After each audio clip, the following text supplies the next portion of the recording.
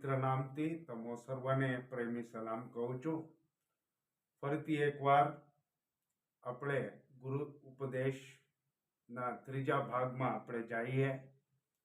વિશેષ કરીને આ તક આપનાર WCDCના આગેવાન સાહેબો અને મીડિયા ડિપાર્ટમેન્ટના ડાયરેક્ટર પાસ્ટર ડેની સાહેબનો પણ હું આભાર માનું છું. આઈએ ફરીથી એકવાર પ્રભુના સન્મુખમાં આપણા આંખોને બંધ કરીએ, પ્રાર્થના કરીએ. સર્વશક્તિમાન ઈશ્વર પ્રભુ, આકાશ અને પૃથ્વીને ઉત્પન્ન કરનાર અમારા ત્રાતા, આ સવારની સમયમાં ફરીથી એકવાર અમે તમારા સન્મુખમાં આવીએ છીએ. પ્રભુ, તમે મને સંતાડીને ચલાવો. પવિત્ર આત્માના ઉપસ્થિતિમાં યોગ્ય વચનને પ્રગટ કરવા માટે જ્ઞાન અને બુદ્ધિ આપો. પ્રભુ, તમે અમારે દ્વારા વાત કરો. જોનાર લોકો આશીર્વદિત થાય, એક નવું પ્રતિકરણને તેઓ પ્રાપ્ત કરે એવું થવા દો. આશીષિત કરો પ્રભુ. મારા જાતને પણ તમારા હાથમાં સમર્પણ કરું છું. તમારા સન્મુખમાં મારા જાતને નમ્ર કરું છું. પ્રભુ, ઈસુ ખ્રિસ્તના પવિત્ર નામથી માંગીએ છીએ પિતાજી, આમેન. પ્રભુના પ્રિય બાળકો, સેવકો, પાસ્ટર સાહેબો, ફરીથી એકવાર આ ઉપલી મેળી વિષય લઈને તમારા સન્મુખમાં આવવા માટે દેવે જે કરેલી કૃપાને લીધે દેવનો આભાર માનું છું, સ્તુતિ કરું છું. ગયા 2 અઠવાડિયા સુધી અમે ઉપલી મેળી વિશે ઘણી બધી બાબતોને અમે મનન કર્યું.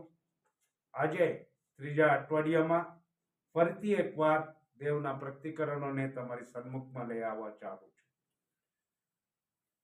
અમે આ ભાગમાં વાંચીએ છીએ લુક લખેલી સુવાર્તા 22 અધ્યાય અને એમાં 11મી અને 12મી કલમમાં વાંચે તો આ પ્રમાણે લખેલું છે.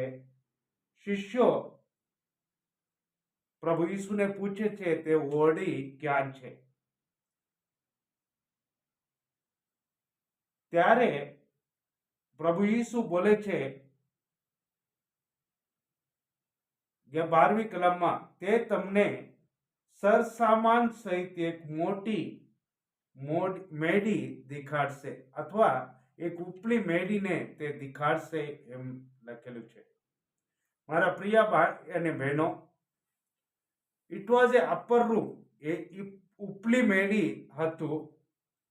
એ ઉપલી મેડી એટલે there is a kind of dignity attached to this room. આ મેડી ઉપરનું જે ઓરડાને એક પ્રકારનું ગૌરવ હતું અને ઇટ વોઝ સુપીરિયર અને એક વિશાળ જગ્યા પણ આ હતું. એ જે ઉપલી મેડી હતું સાધારણ માર્ગથી અથવા સાધારણ રસ્તાથી અલગ હતું. આધ્યાત્મિક હિતના માટે પવિત્ર આત્મા દ્વારા માર્ગદર્શન મેળવનારા બધાને સમાવવા માટે દૈવી રીતે પસંદ કરેલું આ જગ્યા ઉપલી મેળી હતું. અપર રૂમ અથવા ઉપલી મેળી અમે કહીએ છીએ. બાઇબલમાં લખેલું છે કે તમે ઉપરની વાતોને શોધો. પ્રભુ આ ઉપલી મેળી ઉપર બોલાવવાનું એક મોટું કારણ જરૂર હતું. આજે અમે જોઈએ તો મંડળી ઉપલી મેળીથી નીચે ઉતરી રહ્યા છે, અથવા નીચે લાવવાનું મંડળીને નીચે લાવવાનું લોકો પ્રયાસ કરી રહ્યા છે. દાખલા તરીકે મંડળીમાં જે લોકો આવે છે તેઓના જીવનમાં પંક્ચ્યુઆલિટી અથવા સમયસર નથી. ક્યારે પણ આવી શકે, ક્યારે પણ તેઓ જઈ શકે. આ પ્રકારના બાબત છે. બીજું બાબત, લોકો નિયમિત નથી. ઉપલી મેળી ઉપર એક વિશેષ ડિગ્નિટી, એક ગૌરવ છે મંડળીમાં પણ. આવી જ રીતે હોવા જોઈએ. આજે મંડળીની અંદર જોઈએ તો જગતના રીત પ્રમાણે ગીતો સ્તુતિ આરાધનાને ગાવામાં આવે છે. ડિસ્કો દાંડિયા, જગતનું રમત ગમત મંડળીને અંદર આવી રહ્યું છે. મંડળી ઉપલી મેળીથી તે નીચે આવી રહ્યું છે. Coming down to the street, શેરીમાં નીચે આવી રહ્યું છે. કઈક મંડળી કલિશિયાઓ ક્લબ જેવું થઈ ગયો છે.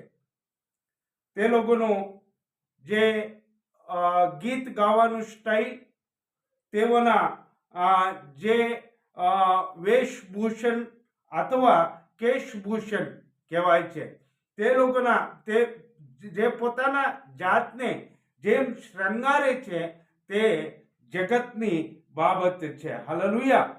ઉપરની વાત નીચે લાવવા ચાહે છે લોકો. આજના જુવાનોના જીવનમાં જોઈએ તો તેઓના જે વેશભૂષણ એટલે જે તે લોકો જે કપડાં પહેરે છે તે પણ એક વિશેષ રીતે અમે જોઈ રહ્યા છે. તેઓના હેરસ્ટાઇલ, કેશભૂષણ તે પણ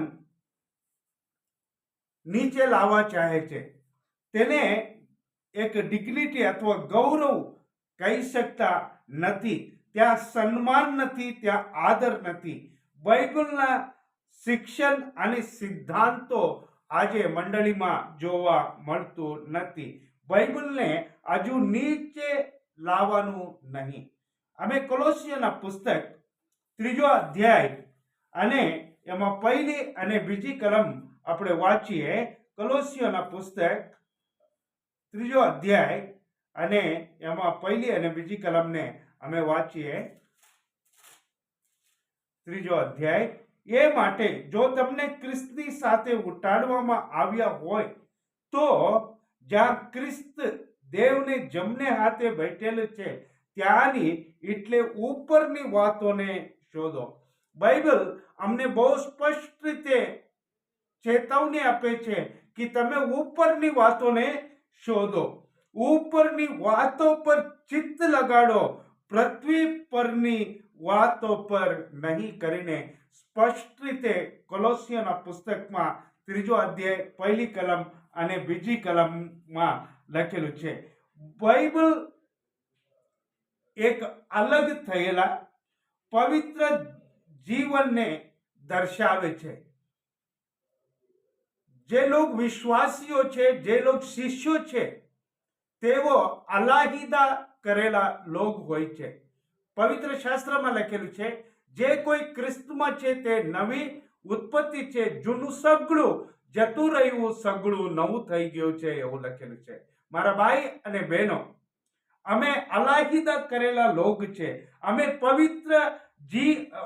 પવિત્ર જીવનને જીવનાર લોકો છે. આ જગતના રીત રિવાજ પ્રમાણે હવે અમે ચાલી શકતા નથી. મંડળીની અંદર ઉપડી મેળીને આધ્યાત્મિક વ્યવસ્થા હોવા જોઈએ. મંડળીની અંદર ઉપડી મેળીને જેવા એક આધ્યાત્મિક વ્યવસ્થા હોવા જોઈએ.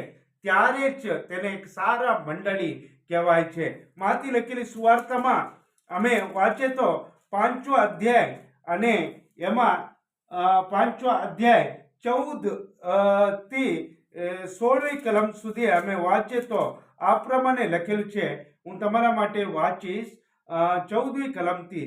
તમે જગતનું અજવાળું છો, પહાડ પર વસાયેલું નગર સંતાઈ રહી શકતો નથી. મારા ભાઈ અને બહેનો, પ્રભુ 1 પીટર 2 અધ્યાય અને 9મી કલમમાં લખેલું છે, તમે તો પસંદ કરેલી જાતિ, પવિત્ર પ્રજા, રાજમાન્ય યાજક વર્ગ, જે લોકોને અંધકારમાંથી પ્રભુના પ્રકાશમાન રાજ્યમાં બોલાવેલા લોક છે. અહીંયા માંથી લખેલી સુવાર્તામાં પણ પ્રભુ ઈસુ એ જ જણાવે છે, તમે જગતનું અજવાળું છો, પહાડ પર વસાયેલું નગર સંતાઈ રહી શકતો નથી.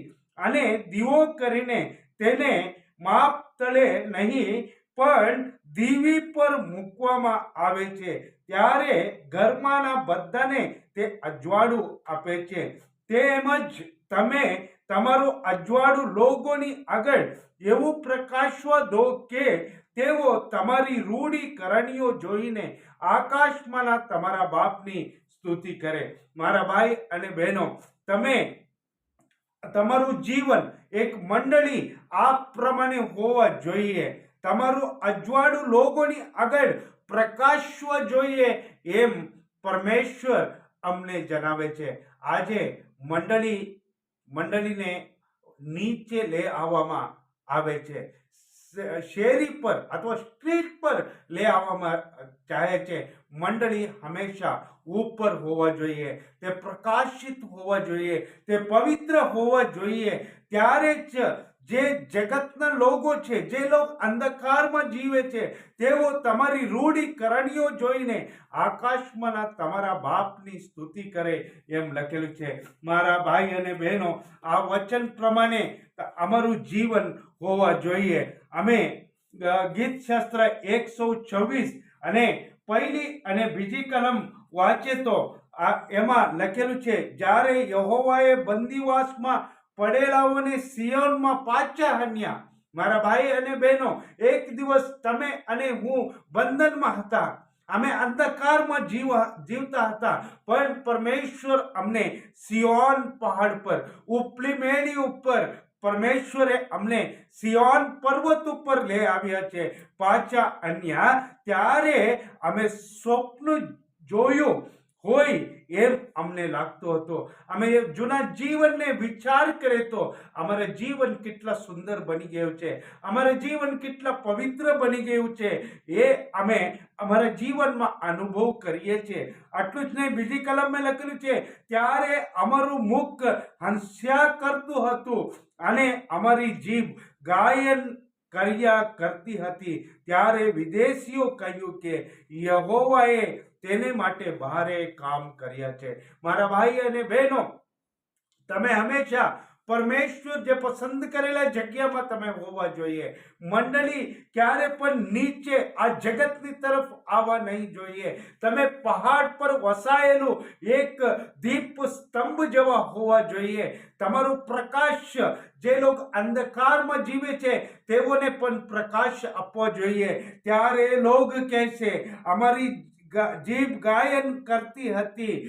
ત્યારે વિદેશીઓ કહ્યું યહોવાએ તેને માટે ભારે કામ કર્યા છે. મારા ભાઈ અને બહેનો, તમે અને હું પ્રકાશિત થઈને પ્રભુના મંડળીમાં ચાલવા જોઈએ. તે ઉપલી મેલી ઉપર જ હંમેશા અમે રહેવા જોઈએ. દેવે જે જગ્યામાં અમને બોલાવ્યા છે તે જ જગ્યામાં અમે રહેવા જોઈએ. 16 અધ્યાય ગીત શાસ્ત્ર 16 અધ્યાય અને 11મી કલમમાં લખેલું છે, તું મને જીવનનું માર્ગ જણાવશે, તારી સન્મુખ સંપૂર્ણ આનંદ છે. મારા ભાઈ અને બહેનો, અમે આ જગતના માર્ગમાં ચાલવાનું નહીં, આ સ્ટ્રીટ ઉપર ચાલવાનું નહીં. અમે એક પગથિયા ઊંચામાં રહેવા જોઈએ. ત્યારે જ અમે જીવનનો માર્ગને અમે જાણી શકીએ છીએ. તારી સન્મુખ સંપૂર્ણ આનંદ છે. જે લોકો પરમેશ્વરની સન્મુખમાં આવે છે, જે જગ્યા પરમેશ્વરે અમને આપ્યું છે, તે જગ્યામાં આવે તો અમારું હૃદય દેવના આનંદથી, દેવના શાંતિથી ભરપૂર થાય છે.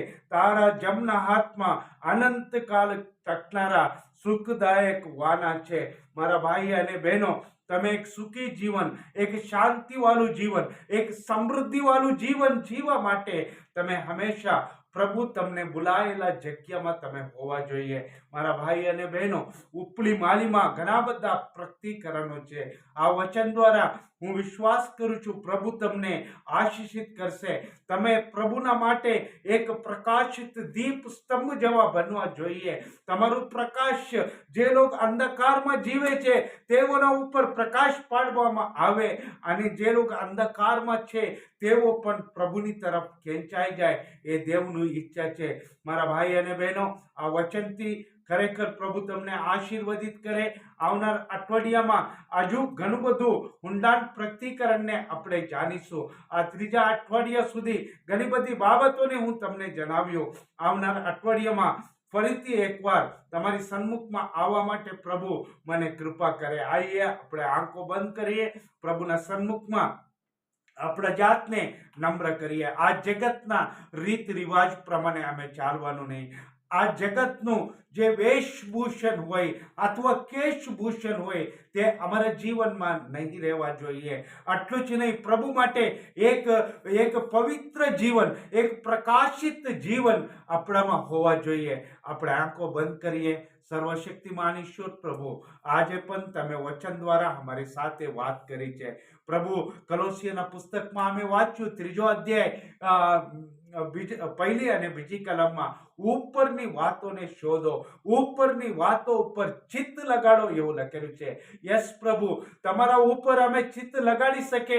ઓ પ્રભુ, ઉપરની વાતોને અમે શોધી શકે અને તમારા ઈચ્છા પ્રમાણે અમે ચાલી શકે એવું કૃપા અને દયા અમારા જીવનમાં કરો પ્રભુ. આજે પ્રભુ, ઓનલાઈન દ્વારા જેટલા લોક આ વિડીયોને જોયે છે તેઓને આશીર્વદિત કરો. કોઈ બીમાર હોય પ્રભુ, તેઓને સાજાપણો આપો. આટલું જ નહીં પ્રભુ, જે લોકો દુઃખમાં છે, સંકટમાં છે, તેઓને તમે છોડાવો. જેનો લગ્ન દિવસ છે, જેનો જન્મ દિવસ છે પ્રભુ, તેઓને પણ તમે આશીર્વદિત કરો. સર્વમાન મહિમા ગૌરવ તમને આપીએ છીએ. ઈસુ પ્રભુના પવિત્ર નામથી માંગીએ છીએ પિતાજી, આમેન.